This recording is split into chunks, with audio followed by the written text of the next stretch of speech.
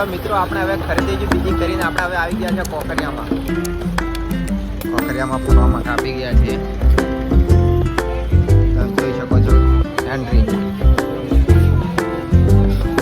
મિત્રો બન્યા રહો અમારા બ્લોગમાં. આજે આપણે હવે કોકરિયા તમને બતાવીએ.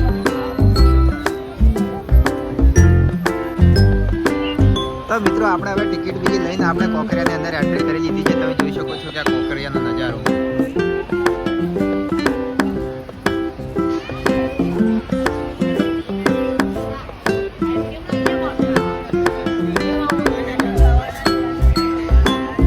આપણે હવે કાચનું ટાવર બની ત્યાં આગળ આપણે જવાનું છે મિત્રો. તો બને રહો અમારા બ્લોગમાં. તો મિત્રો આપણે હવે ફાઇનલી આ કાચના ટાવરની બાજુમાં આવી ગયા છે. તમે જોઈ શકો છો. અને આપણે અહીંયાથી હવે એન્ટ્રી લેવાની છે. તો હેલો ગાઈસ, ચલો હવે આપણે તમને ઉપર જઈને નજારો બતાવીએ કે કેવું લાગે છે.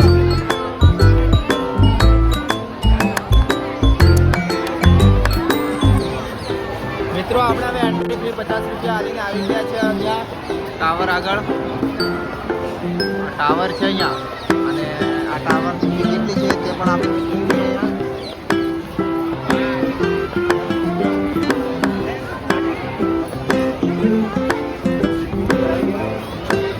ટ્રાફિક બહુ છે. તમે જોઈ શકો છો.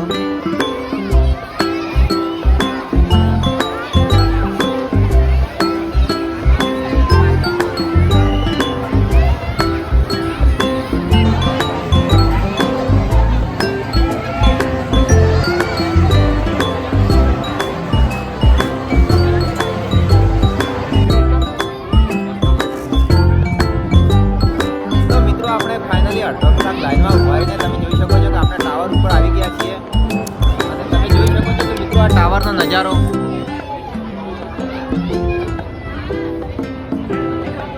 અને આ ટાવર ઉપરથી અમદાવાદનો સીન.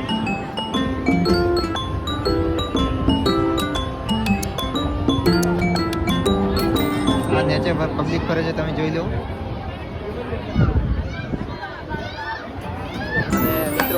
તો મિત્રો તમે જોઈ લો આ અમદાવાદનું ગ્લાસ ટાવર, કાંકરિયા તળાવ.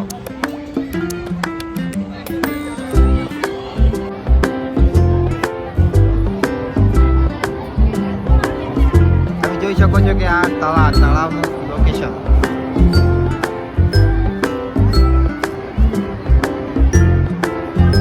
તો મિત્રો તમે આ જેવો કોકરિયાનો વ્યૂ પૈસા વસૂલ છે.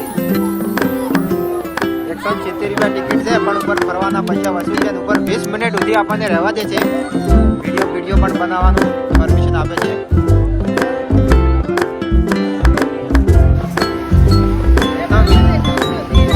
તો મિત્રો આપણે હવે ઉપર ક્લાસથી 20 મિનિટ ઉપર એન્ટ્રી કરી ઉપર કરીને આવ્યા. જોઈ શકો મિત્રો આપણે 20 મિનિટ હવે ક્લાસ કરીને આવી ગયા છીએ. અને હવે આપણે પહોંચી ગયા છીએ.